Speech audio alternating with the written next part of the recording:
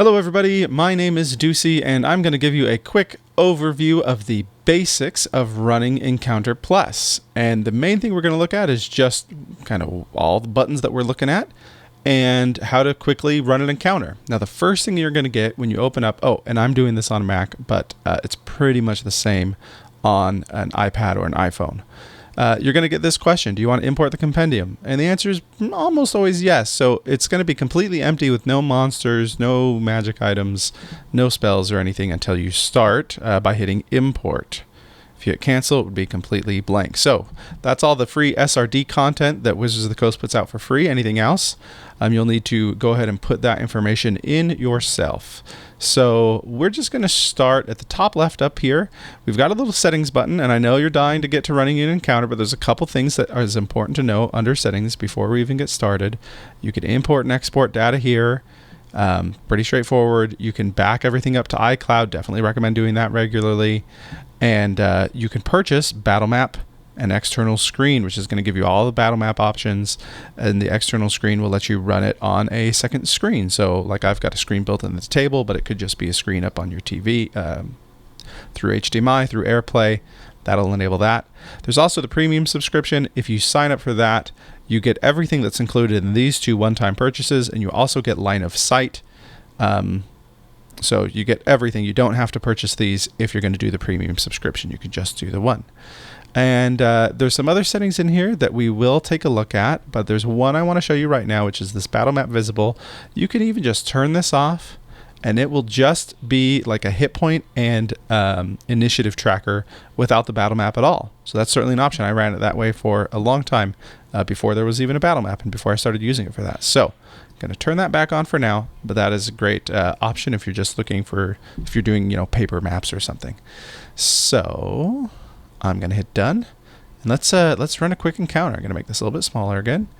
Top right, I can click this to start adding creatures into this encounter. We've got other stuff in here like resetting and saving. We'll take a deeper look at that stuff later, but for now let's just put some people in here. So I'm going to insert creatures. We're going to start with a monster. Because we imported the SRD, we have a bunch of options here. So I'm going to pick the good old classic kobold. All right, kobolds, you never stay around for long. We tend to take care of you pretty quickly. Each time I click that little up arrow button, it's going to load another kobold into the encounter. So I just clicked it as however many times, clicked it 5 times. And we've got all the stats for the kobold here, all this information about the kobold. So if we close this, they've even been put on the map there, and I can click and move them around wherever I need them to go. If I'm rolling initiative by hand, I can click in here and type it in. So let's say I rolled this one, and this one got a 16. Or I could tap 1/6 if I was on an iPad or iPhone. It equals, puts that one in by hand. But when I hit start, it's going to roll initiative for everybody. I'm a little ahead of myself though, because we don't have any good guys to fight these kobolds. So I can hit the same thing, insert another creature. Yeah, PCs are technically creatures. So we'll insert a player character here. And there's a little sample one here.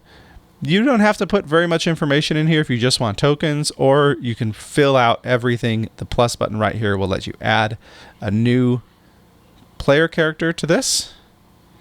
I'm not going to add anybody right now. We're just going to use Thorin here. So hit the load button just like with the monster. There goes Thorin. They're separated into their own little section here. Again, if the players rolled on their own, I could click in here and type in what their initiative was. So I'm going to hit start. And it's going to ask, do you want me to roll the initiative, the computer? I would love that. You'll save me so much time. And blam, it rolls initiative for all of the monsters. You notice it didn't roll it for the player character. They can tell it to me and I can type it in. But let's say I want this to go really fast and I want it to roll initiative for everybody. Well, there's some settings here that will let you choose all sorts of initiative and rolling modes here. So I like to actually roll initiative for players because it goes super fast, and for NPCs, which you can add like friendlies in here. Hit points. It rolls the hit points of the monster, so you'll see just on the edge here, they all have different numbers of hit points. You could say just take the average, or they've got all sorts of options in there. And the initiative mode is standard, gives everybody a different initiative, but some DMs like to have the whole group of kobolds be the same. So this will do each group of monsters, and we'll give them each a separate initiative. And there's some other variations on initiative that you can play with there. So I'm going to hit done. So if I had changed any of those and then hit roll, it would take those into account. But for now, I'm just going to type in Thorn's initiative. So let's say Thorn got a 15. Okay, so we've got these kobolds that are going first and then Thorn next. So, and I was hitting the start and stop to kind of enter combat mode and exit combat mode. So now we're here. It's Kobold 2's turn. This is a deadly encounter because it's just one level 1 PC. That's how much experience he'll get if he gets rid of all these guys. And here's our next turn. So we're going to say this kobold runs up here. And if I click up here, it'll give me all the stats of that kobold again. So, oh, he's going to take out his dagger. That has a +4 to hit. I click on the +4. Rolls for me. Oh, critical hit. Oh, man. Now I'm going to roll the damage. And check this out. It gives me like the minimum half and the maximum for spell saves and stuff like that. So there's 5. I'm going to roll again. 6. So that's 11. So we nearly killed Thorn. So I click on that, type in 11 damage, and hit equals here. Great. Now, next turn, I tap this button down here. Kobold 5 comes up here, and he likes Thorn, and Thorn's about to dive. So, I don't know, let's say he's got a healing potion, and he tosses on to Thorn. Well, I can just click on the hit points, and I can say, well, let's say he heals 12 hit points. If I hit this mod here, it's going to flip from adding or subtracting that 12 hit points. So now it's healing him 12 hit points, and I hit equals. And it does remember the state of the last thing you picked. It's still in heal mode, so you'll want to flip that back when you get back to hurting him. And then next turn, kobold number 1 is asleep, and now it's Thorn's turn. So Thorn can go attack them. And again, you can just roll at the table, or if you have some other system you're rolling with, like in Discord or D&D Beyond or whatever.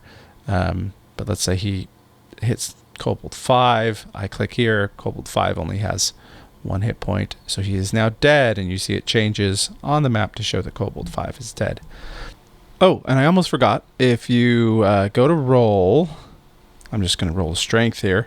If you hold it down, it will roll with advantage or disadvantage. I almost totally forgot about that. So it tells you what the low roll was and the high roll was after already having done the math for you. So the high was 18, the low was 10. So that works for either advantage or disadvantage.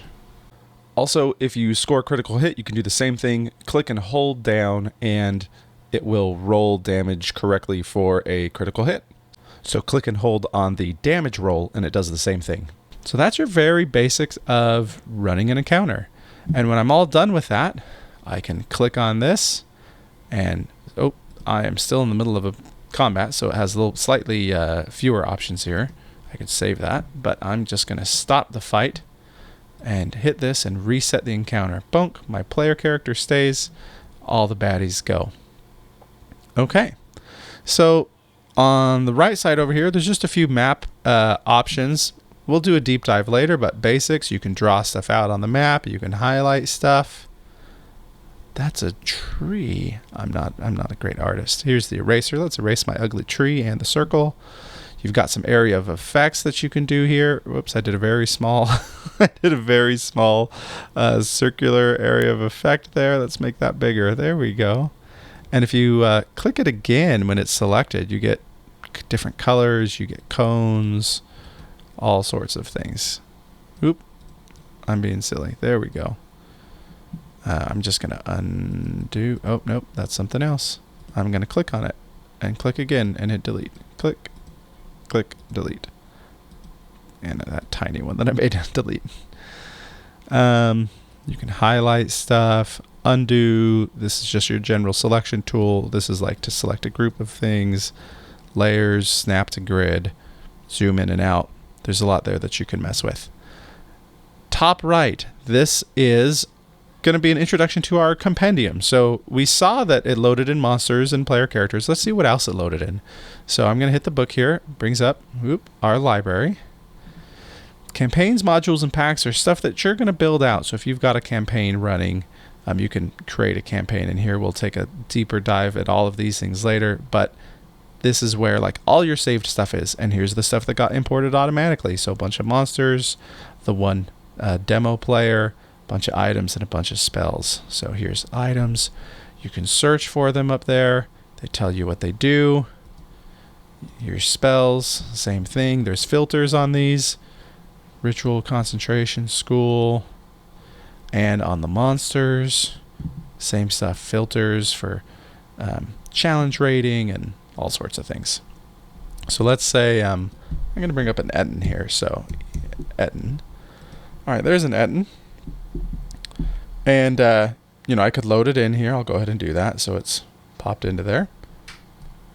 And I can duplicate and copy this, or bookmark it so it's easy to find, or edit this one if I had like a special, if I had a special kind of Etten, I would probably copy it first and then edit the copy and make the changes. But one of the cool things in here, I'm going to bring up a mage, because a mage has spells, and these spells, nothing fancy was done there. In the description, they just typed in the name of the spell, and if it matches exactly the name of a spell that's already in there, it'll hyperlink it for you automatically, and when you click it, it loads it up and gives you all of the details, including rolls for that spell. So that is your basic compendium, which again, you can import and export those through the settings app.